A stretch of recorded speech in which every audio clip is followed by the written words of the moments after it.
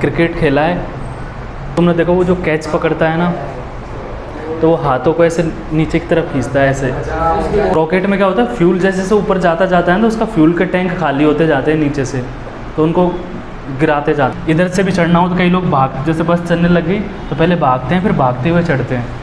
जैसे आम है यहाँ है, अगर पत्थर इस पर पड़ा तो ये मोशन में आ जाएगा। Newton second law of motion पढ़ लिया था कल, है ना। अब इसको एक बार हल्का से रिवाइज करा देता हूँ ना। इसका दूसरा नाम है लॉ ऑफ मोमेंटम, मतलब मोमेंटम का भी इसमें काम आएगा। तो उससे पहले अपन ने मोमेंटम पढ़ा था।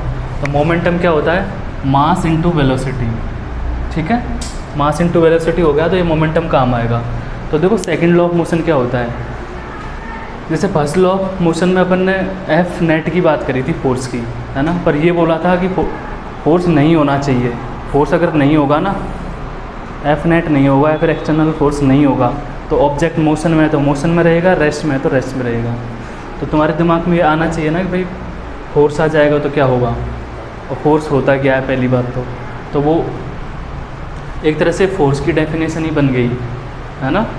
या फिर देखो सेकंड लॉ ऑफ मोशन को मोमेंटम पे कैसे वो करा है कि जो नेट फोर्स होता है ना ऑब्जेक्ट के ऊपर, नेट फोर्स है तो वो डायरेक्टली प्रोपोर्शनल होता है rate of change in linear momentum. Direct momentum भी बोल सकते हो अगर लीनियर याद नहीं आ रहा तो कैसे लिखोगे, rate of change in momentum.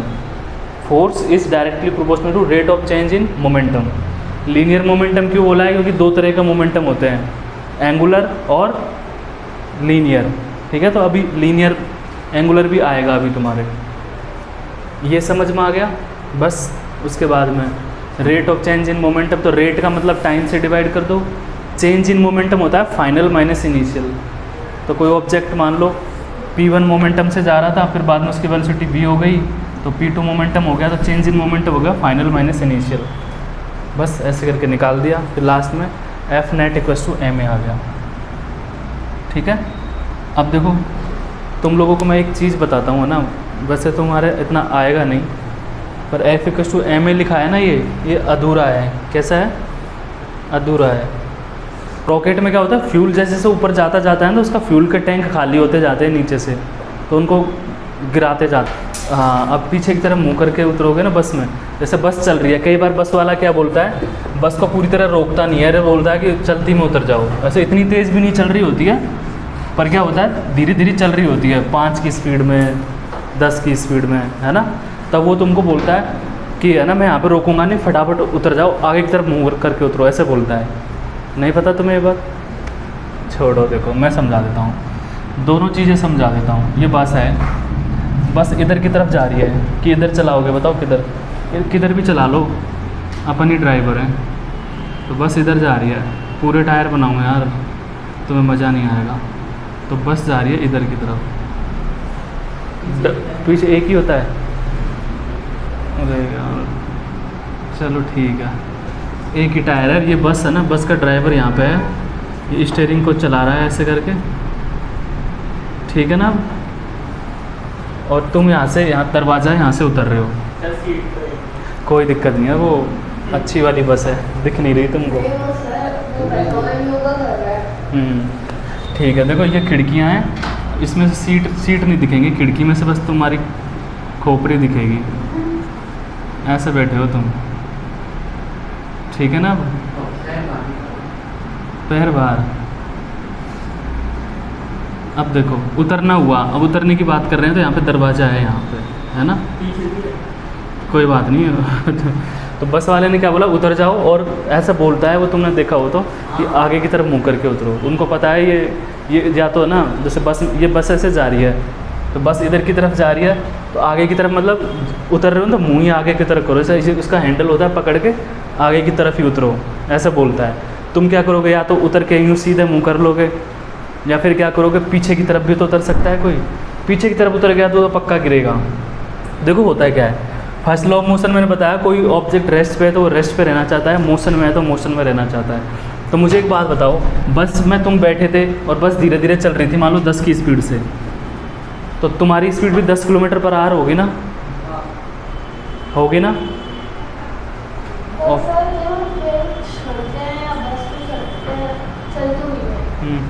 आगे वाली फोर्स क्या करते हैं आगे और आगे फोर्स लगाते हैं छोड़ने में। हाँ ऐसे। अभी वो बता दूंगा। अभी इधर देखो तो होता क्या है, अब देखो अगर डायरेक्ट उतर के तो देखो अपन कौन है ऑफिस में, मैं आज भी आए थे, कोई दिक्कत नहीं है। देखो तो अपन उतर रहे हैं तो अपनी स्पीड 10 थी तो 10 ही रहेगी, है ना, सुन रहे हो, अपनी स्पीड 10 थी तो 10 ही रहेगी। तो अपन एकदम से उतरे, है ना, अब हाँ तो देखो अपन उतरे यहाँ पे, तो अपने जो पैर है ना, पैर हैं वो ज़मीन के कांटेक्ट में आते ही इसकी स्पीड 0 हो जाएगी। समझ रहे हो। और ये जो क्या बोलते हैं, अब आगे की अपर बॉडी है वो 10 की स्पीड से ही चलती रहना चाहिए। आज तुम सो रहे हो, हैं सुन तो नहीं यार, ऐसे मज़ा नहीं आएगा। फिर मैं भी ऐसे सोता ऐसे पढ़ाऊँगा कि मैं पढ़ा तो रहा हूँ, मज़ा आ जाएगा तुम्हें, मज़ा आ जाएगा, सब लोग को मज़ा आ जाएगा। देखो ऐसा नहीं है, देखो अब देखो ये बॉडी क्या है, आगे की तरफ चलना चाहिए। अगर तुमने मुंह पीछे की तरफ कर लिया ना, ऐसे पीछे की तरफ मुंह करके उतरे तो सीधा ऐसे गिरोगे। और आगे की तरफ मुंह करके उतरे हो तो तुम्हें पता है जैसे बस वो करेगी ना, तुम अपने आप ही चल पड़ोगे।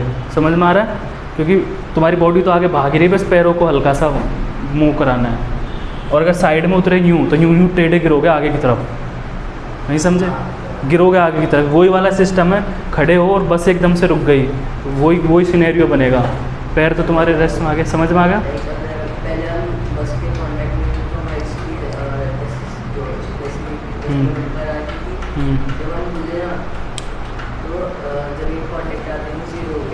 हाँ ठीक है ना। और वैसे बस को पकड़ना हुआ ना, कोई पीछे रह गया और बस जा रही है तो एकदम से जा रही है बस, तो ऐसे डायरेक्ट वो पीछे मान लो पकड़ने का हुआ, कुछ छत पे चढ़ना है उसको बस के ऊपर, तो वो डायरेक्ट पकड़ेगा तो उसको झटका लगेगा।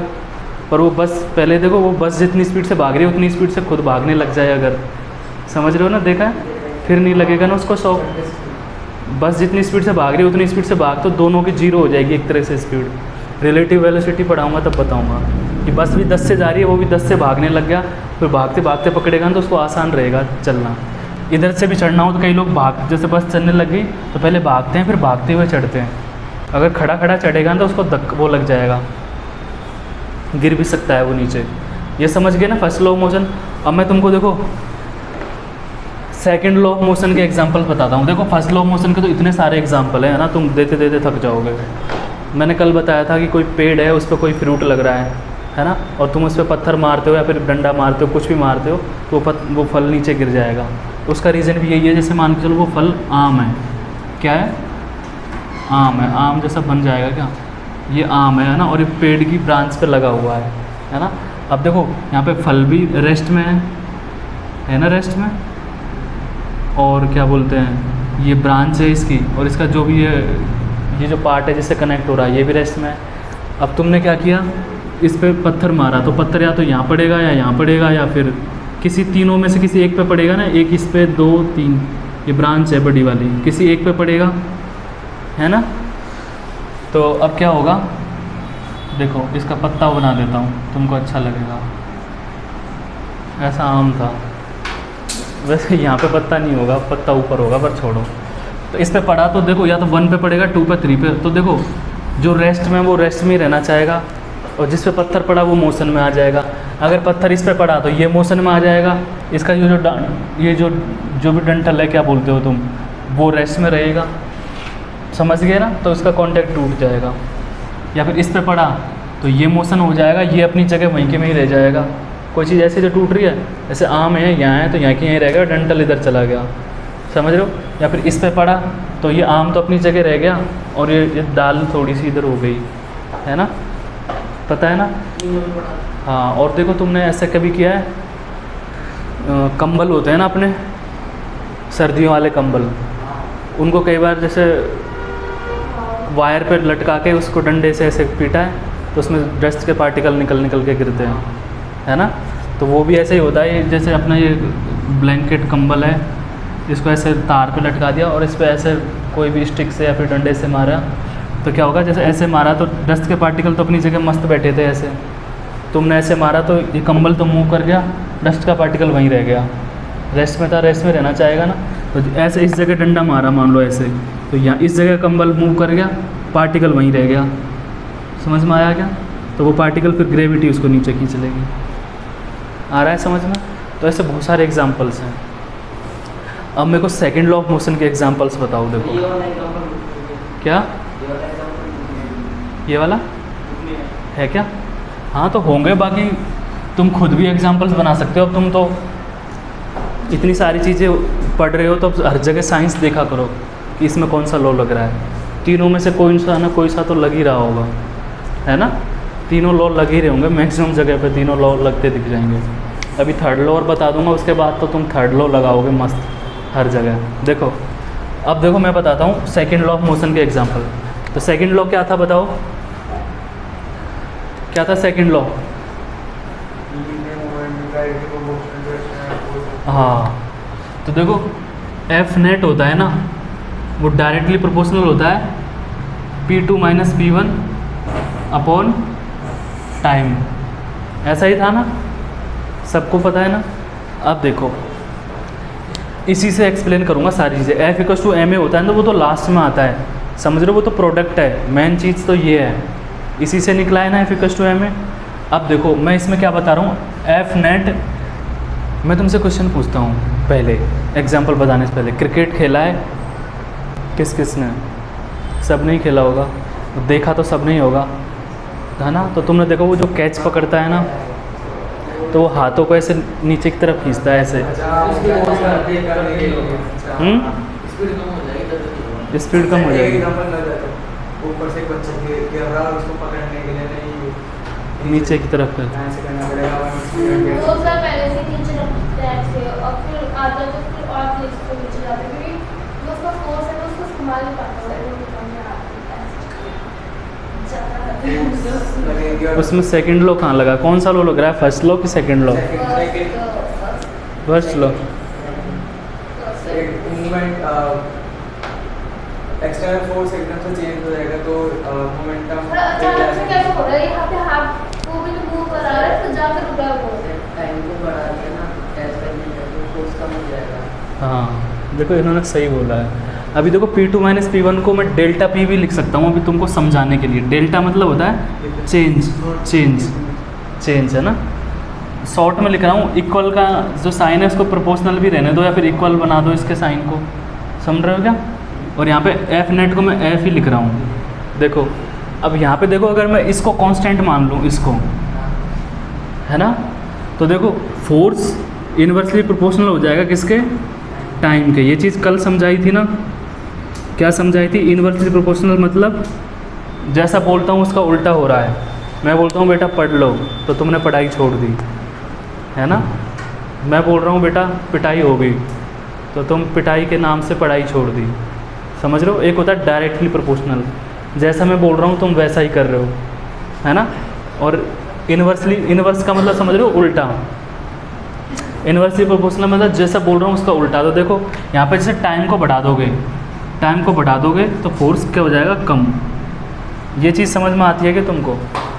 इन्वर्सली प्रोपोर्शनल का ये होता है।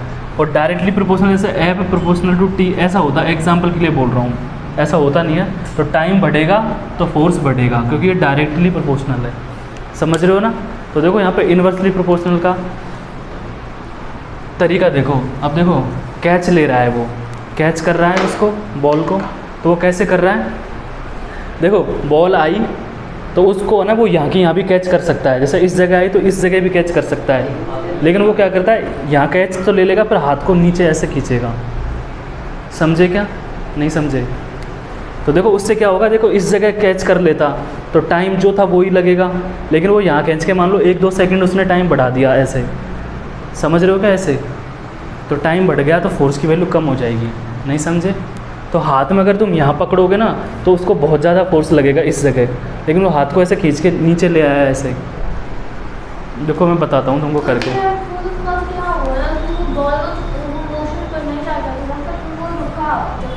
फर्स्ट लॉ में टाइम का कॉन्सेप्ट कहाँ आता है? वो तो फर्स्ट लॉ ऐसे बोलता है कोई चीज़ रुकी है तो रुकी रहना चाहिए, और मोशन में तो मोशन में। टाइम का कॉन्सेप्ट तो इसी में आ रहा है ना। दोबारा देखो, अरे तुमने नहीं देखा क्या? देखो क्रिकेट मैच है ना, कई लोग वहाँ पे कर लेते हैं तो फिर भी नीचे हाथ लेके आते हैं, यूँ कीपर वगैरह होते हैं वो पीछे की तरफ ऐसे साइड में ले जाता है ना, स्पीड। आजकल ऐसे कैच लेते हैं, ऐसे ऊपर कैच लेते हैं ना वो ऐसे, और फिर हाथों को ऐसे पीछे ले जाते हैं, देखा करो आजकल ये ट्रेंड चल रहा है, ऐसे करके लेते हैं और फिर यूँ हाथों को पीछे यूँ कर देते हैं। रीज़न वही है कि देखो यहाँ कैच लिया और हाथ को इतना नीचे लेके आया ना, इसमें टाइम बढ़ गया, समझे। दूसरा एग्जांपल बताता हूँ, देखो दूसरा गाड़ियों में एयर बैग्स आते हैं ना, आते हैं ना, वो कैसे काम करेंगे? देखो जैसे क्या बोलते हैं, उसमें भी टाइम बढ़ेगा। जैसे गाड़ी का एक्सीडेंट हुआ तो तुम सीधे जाके बुड़ोगे ना उसके डैशबोर्ड पे। हाँ तो वही तो, अगर एयर बैग हुआ तो वहाँ तक पहुँचने में टाइम लग जाएगा ना, नहीं समझे, पहुँच ही नहीं पाओगे पहली बात तो वहाँ तक, और फिर पहुँचे भी तो वो बीच में आ जाएगा और टाइम लग जाएगा, समझे। दूसरा सबसे बेस्ट एग्जांपल देता हूँ, एक्सीडेंट की बात चली रही है तो देखो वैसे एक्सीडेंट नहीं होना चाहिए। अब देखो टाइम का खेल, देखो टाइम का। दूसरा एक्सीडेंट वाला एग्जांपल बाद में दूंगा, पहले देखो ये एग्जांपल थोड़ा वॉयलेंट छोड़ो, देखो हैं दे दूँ, थोड़ा हिंसक एग्जांपल है। देखो जैसे क्या करे, कोई इंसान है मसाज कराने गया,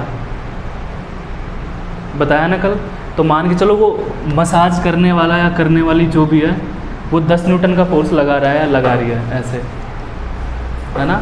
अभी गाल पे ही मसाज करा रहे हैं ना, क्योंकि दूसरी चीज़ भी गाल पे ही आएगी ना, इसलिए। तो वो क्या है, ऐसे गाल पे मसाज कर रही थी, ऐसे धीरे धीरे 10 न्यूटन फोर्स लगा रही थी, पर ऐसे मान लो फोर्स लगाने में ऐसे उसने 2 सेकंड 3 सेकंड लिए, ऐसे समझ में आया। और एक कोई आया, तुम किसी से लड़ाई हो गई, उसने भी 10 न्यूटन फोर्स लगाया, लेकिन ऐसे लगा दिया फटाफट, यूँ हाथ को लाया और फटाफट। कौन सा ज़्यादा तेज़ लगेगा, मतलब फोर्स किस में ज़्यादा लगेगा, दूसरे में। एग्जाम्पल देखो बताता हूँ, F इक्वस टू, इसमें से ही देख लो या तो इससे ही देख लो, इन्वर्सली प्रोपोर्शनल, समझ में आया ना। देखो मैथमेटिकली समझा दूँ हैं, समझ में आ गया। हाँ तो बस ठीक है, बाकी मैथमेटिकल भी समझ सकते हो। दूसरा देखो एक और आता है इम्पैक्ट, यही देखो, सुनो आता है ना इम्पैक्ट, सुना है क्या है ये, एक्सीडेंट करा दिया। हाँ तो देखो गाड़ी है, अब कोई पीछे वाली गाड़ी से भिड़ गई है, ऐसे समझो, शाम बाइक से भिड़ाई है। यार देखो तुम समझ गए होंगे, टाइम का खेल है इसके अंदर, बस कि टाइम कम हो जाएगा तो फोर्स बढ़ जाएगा, कम हो जाएगा, टाइम कम हो जाएगा ना फोर्स बढ़ जाएगा। उल्टा बोला ना मैंने, नहीं बोला, टाइम कम हो जाएगा, टाइम कम हो रहा है तो फोर्स बढ़ जाएगा, और टाइम बढ़ गया तो फोर्स कम हो जाएगा। नहीं समझे, समझ गए। इसका एग्जांपल बताओगे, टाइम कम हो गया तो फोर्स बढ़ गया, ये थप्पड़ मारा वो वाला ये बस वाला भी देख लो। अब ये देखो बस इसको टच करा के अगर ऐसे धक्का मारेगी ना, टच करा दिया और उसके बाद में मतलब 2 सेकंड 3 सेकंड 5 सेकंड ऐसे 10 सेकंड का टाइम लिया तो कोई दिक्कत नहीं है, ज़्यादा दिक्कत नहीं होगी, लेकिन उतना ही फोर्स। हाँ एक्सीडेंट जब होता है ना, एक्सीडेंट जब होता है जब टाइम की वैल्यू बहुत कम हो जाती है, पता है तुम्हें ये बात। एक्सीडेंट होता है तो वो 1 सेकंड 2 सेकंड का ही खेल रहता है, पता है तुम्हें ये बात, नहीं पता। देखो दूसरा मैं समझाता हूँ एग्जांपल, इसी को ले लो, ये डेल्टा पी कांस्टेंट ले रहे हैं अभी, तो कांस्टेंट इसकी वैल्यू मान के ले ली मैंने 100, कितनी ले ली 100 ले ली, सुन रहे हो ना। अब देखो मैं समझा देता हूँ, 2 एग्जांपल लेता हूँ। बस है ये, इसने इसको टक्कर मारी पर बहुत धीरे धीरे मारी, या फिर समझ लो धक्का मार रही है पीछे से, जेसीबी है ऐसे समझ लो। दूसरी बार क्या हुआ, टाइम 1 सेकंड ही लगा, कितना लगा 1 सेकंड ही लगा। ये इसको टच हुई ना, यहाँ से हिट किया तो 1 सेकंड ही टच कांटेक्ट हुआ, तो यहाँ इस जगह फोर्स निकाला। देखो डेल्टा पी की वैल्यू 100 मान के रख रखी है मैंने दोनों में, तो एफ इक्वस टू ऊपर डेल्टा पी तो 100 ले लिया दोनों में, कोई दिक्कत नहीं है ना। देखो अब इसमें देखो टाइम की वैल्यू मैंने 10 सेकंड रखी और इसमें टाइम की वैल्यू 1 सेकंड रखी, सुन रहे हो ना। तो इसमें देखो फोर्स की वैल्यू कितनी निकल के आएगी 10 न्यूटन, और इसमें कितनी निकल के आ जाएगी 100 न्यूटन, समझ गए। टाइम का इतना बड़ा खेल है, और अगर टाइम को और यहाँ पे 100 सेकंड के लिए लगा दो तो 1 न्यूटन ही रह जाएगा फोर्स। समझ गए ना? समझ गए ना? नहीं समझे? क्या समझे? कि टाइम देखो, इधर देखो, टाइम बढ़ाया ना टाइम, नीचे वाली चीज़ बढ़ गई ना तो फोर्स कम हो गया, और नीचे वाली चीज़ कम हो गई ना तो फोर्स बढ़ गया ना? नहीं समझे यार तुम? इन्वर्सली प्रोपोर्शनल ऐसे ही होता है। अब इसको मैं और कितना डीप समझाऊँ? इन्वर्स मतलब कम करोगे तो ज़्यादा होगा, जैसे ही, हाँ एक को कम करोगे दूसरा, हाँ दूसरे को कम करोगे, हाँ यही है बस, है ना? अब ये चीज़ें धीरे धीरे तुमको समझ में आएंगी। और कोई एग्जांपल दोगे मेरे को? कौन सा? हाँ ये सही है ना, दिखाओ। ये ऊपर वाला 10 सेकंड ये हाँ बिल्कुल सही है। अब मेरे को देखो एक चीज़ बताओ, देखो टाइम कम कर दोगे तो फोर्स की वैल्यू ज़्यादा हो जाएगी ना, समझ रहे हो? तुमने ब्रूस ली को देखा था, वो ऐसे यूँ उंगली से वो तोड़ देता था चीज़ें, हैं? सर ऐसे वो चल रहा है ना, उसके दूसरे साइड पेंसिल लेंगे दूसरी। हाँ वो उसमें वो तो उसकी अलग चीज़ है, पर जैसे तुमने कभी ऐसे देखा हो, जैसे मान लो नारियल है, इसको ऐसे तोड़ोगे ना ऐसे तो बहुत टाइम लगेगा, है ना? लेकिन कई लोग ऐसे हाथ से फोड़ देते हैं, देखा है तुमने? समझ रहे हो? अगर वही आदमी से ऐसे बोला नहीं धीरे धीरे फोड़, ऐसे इसको ऐसे बोला, ऐसे ले और ऐसे धीरे धीरे फोर्स लगा फिर फोड़, बहुत जोर लगेगा। लेकिन वो क्या करते हैं, ऐसे बहुत स्पीड से हाथ को लाते हैं फिर मारते हैं ऐसे, देखा है तुमने? तो वो क्या करते हैं, टाइम को कम कर देते हैं। किसको कर देते हैं? टाइम की वैल्यू कम कर देते हैं, तो फोर्स की वैल्यू बहुत ज़्यादा हो जाती है। समझे क्या? ये मैंने उल्टा लिख दिया, टाइम की वैल्यू कम कर देते हैं, फोर्स बहुत ज़्यादा हो जाता है। एक तरह से एक्सीडेंट का एग्जांपल है ना, टाइम बहुत कम होता है तो डैमेज बहुत ज़्यादा होता है। हाँ पंच मारते हैं तब भी यही होता है, बताया ना, पंच झापट मसाज से कंपेयर किया था ना, यही होता है। टाइम को कम कर दो, इम्पैक्ट ज़्यादा आएगा। समझ गए?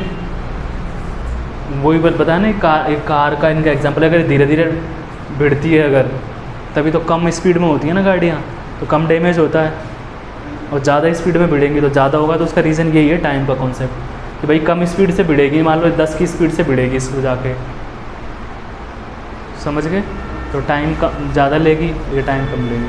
अगर तुम पढ़ोगे ना इसको, कौन सी क्लास में? 11th में, तो थोड़ा सा देखो कैसे होगा ये, यही लॉ ऑफ मोमेंटम है, लेकिन इसको देखो ऐसे पढ़ेंगे कैसे। ये जो है ना, कोई चेंज होता है ना, चेंज, उसको डीपी भी बोल सकते हैं, डीपी, जो तुम डिफरेंशिएशन बोल रहे थे ना, हाँ डेल्टा पी, तो उसको डीपी बोल सकते हैं, डीपी अपॉन डी। ठीक है? ऊपर तो हो गया चेंज इन मोमेंटम और नीचे हो गया चेंज इन टाइम, तो जो एफ नेट होगा वो डायरेक्टली प्रोपोर्शनल हो जाएगा। हो गया? अब तुम डिफरेंशिएशन पूछ रहे थे ना, कैलकुलस, उसका थोड़ा सा यूज होगा। अब मुझे पता है पी इक्वल टू क्या होता है, एम वी होता है ना, होता है, थोड़ा सा एक्स्ट्रा है पर मैं लिखा दे रहा हूँ। डी अपॉन डी टी होता है ना, इसको रेट बोलते हैं यहाँ पे, डी अपॉन डी टी को, और डी अपॉन डी टी को डिफरेंशिएशन भी बोलते हैं। क्या बोलते हैं? डिफरेंशिएशन या फिर रेट। समझ में आया? पी की जगह क्या रख दिया मैंने, एम वी। ठीक है? अब देखो डिफरेंशिएशन का एक रूल है, जो कांस्टेंट चीज़ होती है ना वो बाहर आ जाती है। तो अपन ने इस वाले में ना मास को कांस्टेंट माना था, समझ रहे हो? मास को कांस्टेंट माना था तो मास बाहर आ गया, मास बाहर आ गया, तो अंदर D V upon D T. अब D V upon D T को, डी टी को तुम थोड़ी देर भूल जाओ, वी अपॉन टी देखो, तो वहाँ पे जब 11th में आओगे तो वहाँ पे D V upon D T को ए बोलेंगे। आया क्या समझ? नहीं समझ में आया? आ गया। हाँ, डी होता है स्मॉल, डिफरेंशियल वेलोसिटी और डिफरेंशियल टाइम, बहुत छोटा टाइम बहुत छोटी वेलोसिटी। हाँ, तो ये ऐसे आएगा। लेकिन देखो अगर मास कांस्टेंट ना हो तो, कांस्टेंट समझ रहे हो कि कोई ट्रक है तो उसकी वेलोसिटी चेंज हो रही है, मास चेंज नहीं हो रहा, होता है ना ऐसा ही। ट्रक मान के चलो 2 टन का है तो उतना ही रहेगा, लेकिन मान के चलो वो रॉकेट समझते हो तो पता है तुम्हें ये बात, पूरे वजन को लेके नहीं जाता। उसके अंदर क्या होगा, जैसे मान के चलो ये भी 2000 टन का ही है ना, एग्जाम्पल के लिए दे रहा हूँ 2000 टन का, और इसमें ऐसे 100 किलो के ऐसे फुल टैंक है, किलो के नहीं होंगे लीटर के होंगे, पर मैं वजन के हिसाब से बोल रहा हूँ। ऐसे करके वो रखे हुए हैं। तो जैसे पहले फ्यूल है ना इस वाले टैंक से आएगा, ठीक है, फिर वो टैंक जैसे वो फ्यूल ख़त्म हो जाएगा तो उस टैंक को यहाँ से हटा देंगे। तो ऐसे इसका वज़न कम होता जाएगा, कम होता जाएगा, और लास्ट में तो इसके अंदर कुछ रखा होगा ना, वो थोड़ा सा ही जाता है ऊपर, पता है ना। और जितना पेट्रोल ख़त्म होता है ना, किसी भी रॉकेट का फ्यूल जितना ख़त्म होता है, वो मैक्सिमम है ना अर्थ के ग्रेविटेशन फील्ड से बाहर निकलने में और एटमॉस्फेयर से निकलने में ज़्यादा फ्यूल खाता है ना। उसके बाद में ज़्यादा फ्रिक्शन आएगा नहीं, तो आराम से, हाँ, तो वो कम फ्यूल से ही चल जाएगा। तो यहाँ पे देखो मास कांस्टेंट नहीं है, मैं ये कहना चाह रहा हूँ, मास क्या है, कांस्टेंट नहीं है। शुरू में मान के चलो 2000 न्यूटन था या फिर 2000 किलो था, न्यूटन लिखा है क्या, मैंने टन लिखा है अभी, तो है ना समझने के लिए बोल रहा हूँ। तो जैसे कम होता गया 100 और लास्ट में मान के चलो 500 ही बचा, तो इसका तो मास चेंज हो गया। तो उस केस में देखो जो चीज़ चेंज हो गई ना उसको बाहर नहीं ले सकते, तो फिर देखो क्या करते हैं उस केस में। दूसरा केस कैसे होगा देखो, उसमें क्या करेंगे, इसको फर्स्ट मानेंगे, इसको सेकंड मानेंगे, है ना। तो जैसे तुमने एक बार ये बाहर निकाला है ना, तो इसको एक बार मास को बाहर निकाल लेंगे, पहले वाले को बाहर निकालेंगे, दूसरा ऐसे कैसे रह जाएगा, ठीक है, प्लस एक बार दूसरे वाले को बाहर निकाल लेंगे, पहला ऐसे कैसे रह जाएगा अंदर। समझे क्या तुम, समझे। अब देखो इधर तो एफ नेट चल ही रहा है, अब ये तो वापस वही बन गया, एम ए बन गया, ये तो वही है ना, ये वाला अलग है, इसको वी एम डॉट लिख सकते हैं, या फिर ऐसे कैसे लिख सकते हैं, dm/dt, ये एफ नेट निकल के आएगा। तो अभी अपन जो पढ़ते हैं ना वो आधा पढ़ते हैं इतना, और गलत भी नहीं है क्योंकि अपन ने मास को कांस्टेंट माना है ना। अब यहाँ पे ये क्या है देखो, चेंज है, चेंज, अगर कांस्टेंट चीज़ है तो चेंज 0 हो जाएगा, तो इसको हटा देते हैं अपन, समझ रहे हो। और ये चेंज है कि मास में टाइम के साथ कितना चेंज हो रहा है। तो ऐसे क्वेश्चन आते हैं ना उसमें, ऐसे वाले, तो उसमें ये बोलेंगे कि इसका मास है ना हर सेकंड, जैसे मान के चलो 1 किलोग्राम कम हो रहा है, ऐसा कुछ देंगे, 1 किलोग्राम पर सेकंड कम हो रहा है, तो वो रेट यहाँ रख देंगे। समझ में आ रहा है। तो ये चीज़ हाँ नहीं, डायरेक्ट वैल्यू रख देंगे, डायरेक्ट हाँ। देखो मास की वैल्यू इसकी दे रखी होगी, टोटल एक्सेलरेशन दे रखा होगा, वेलोसिटी किससे जा रहा है वो दे रखा है, और एक एक्स्ट्रा क्वांटिटी ये दे के रखी होगी, एम डॉट की वैल्यू ये, तो इसको यहाँ रख देंगे। समझ में आया। तो ये चीज़ थोड़ी सी एक्स्ट्रा थी, कोई लिखना चाहे लिख लेना। अब मेरे को इसको लिख लो एक्स्ट्रा पॉइंट डाल के, या फिर